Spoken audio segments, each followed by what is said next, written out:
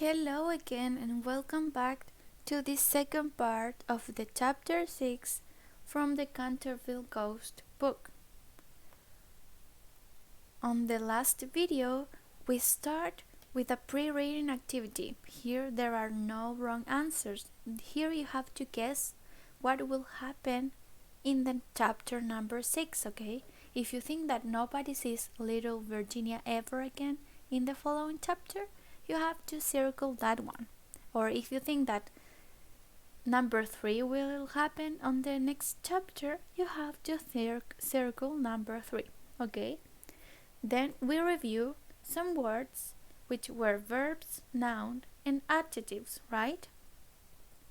In the vocabulary time. And finally, we read the whole chapter number 6 from the Canterville Ghost book. Okay, so let's continue with the second part of the lesson. So here we have the first activity. In this, you have to match the character with their story. So in this part, you have 4 different characters. The first one is Virginia Otis, the second one is Mrs. Otis, the third one is the Duke of Cheshire, and the last one is Mr. Otis. For example, if you think that Virginia said number 1, you have to match the character of Virginia with the story number 1. Or if you think that Mrs. Otis said number 3, you have to match Mrs. Otis with the story number 3. Okay? So remember to write down all your answers on your copybooks, okay? Don't forget that.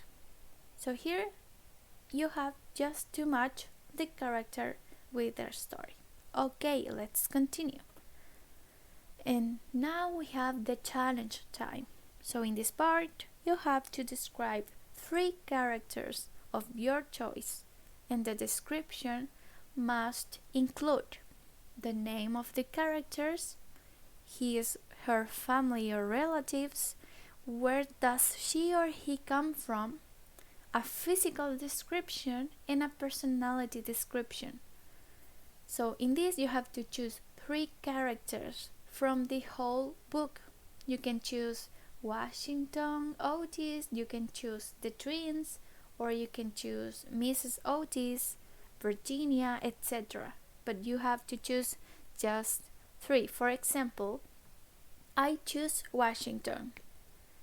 Okay, and I say that her father is Mr. Otis and his mother is Mrs. Otis, and that he has siblings too, and he came from the United States, from America, right? Great. So that is the idea. So for this, you need to write the description of the 3 characters chosen. Okay? In total, there will be 3 different descriptions, okay? And then send it to the teacher's email, okay? Great. Don't forget to use the vocabulary that we have been watching during the lessons, okay? Let's continue. Now we have a different activity. As you know, we have been working with the present perfect tense, right? So in this opportunity, you have to read the sentences and complete the missing parts with since, for, ever, or never, right? So here you have 10 different sentences and you have to complete the missing part with those 4 words, okay? For example, if you think that in number 1 the missing part is for, you have to write for on the space, okay? Please don't forget to write all the answers on your copybooks. If you have troubles doing this activity, here you have a little help. In this part, you have a picture with the difference between since, for, the description, and also some examples for each of one of them, okay? And also you have a description and also examples for ever and never, okay? So if you have troubles doing that part, you can come here and read the description of each word, okay? Please don't forget to write down all your answers on your copybooks. Okay, let's go with the next one. Great. So here we have a listening activity. Okay, so the very first activity related to the listening is the following. You have to listen to audio and then put a tick for what Mary has done or an X for what she hasn't done. Okay, so right now I will play the audio, so please pay attention to the audio. You can listen this as many times as you like, okay? So let's begin. Hello, Dad. Oh, hello, Mary. Are you enjoying your school holiday? Yes, it's great. We're very busy. What have you done then? Well, you won't believe this, but I've ridden a camel. You're very brave. That sounds dangerous. No, it was fine. How's the food? Okay, but I haven't drunk any tea. Why not? I don't like it. But the ice creams are the best. Have you sent Mum and me a postcard? Sorry, I haven't written any yet. And what about photos? Oh, yes, I've taken lots of those. Oh, it's so exciting here. And have you seen lots of things? Yes, we visited 3 museums. Wow. And have you spent all your money? No, we haven't been to the shops yet. We're going tomorrow. Oh, right. Dad, I have to go. See you. Bye. Hello, Dad. Oh, hello, Mary. Are you enjoying your school holiday? Yes, it's great. We're very busy. What have you done then? Well, you won't believe this, but I've ridden a camel. You're very brave. That sounds dangerous. No, it was fine. How's the food? Okay, but I haven't drunk any tea. Why not? I don't like it. But the ice creams are the best. Have you sent Mum and me a postcard? Sorry, I haven't written any yet. And what about photos? Oh, yes, I've taken lots of those. Oh, it's so exciting here. And have you seen lots of things? Yes, we visited 3 museums. Wow. And have you spent all your money? No, we haven't been to the shops yet. We're going tomorrow. Oh, right. Dad, I have to go. See you. Bye. Okay, so we listen to the audio twice, okay? So, as I told you before, this very first activity you have to tick for what Mary has done on her trip, or an X for what she hasn't done. For example, if you listen that she hasn't ridden a camel, you have to go here and put an X, okay? Or if you think that she has done some shopping, you come here and put a tick, right? So remember, you can listen to the audio as many times as you want or as you need to, okay? To complete all the activities. So let's continue with the next activity. Great. So here you have the second activity related to the audio. You have to listen to the audio again. And in the audio, Mary's father made a lot of questions. Now you have to write down just the ones that have the present perfect structure. Okay?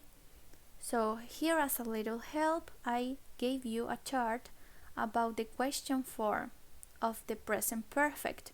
As you can see, it starts with the auxiliary, which is has or have, then it goes the subject, and then it goes the verb in its past participle, okay?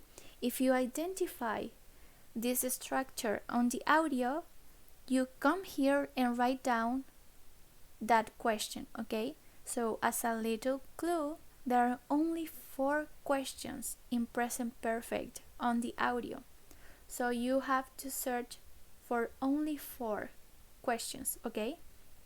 So remember the structure and then go listen to the audio and identify the questions, okay?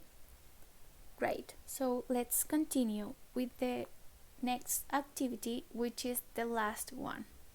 So here you have to listen to the audio again, then read the following sentences and highlight the correct alternative.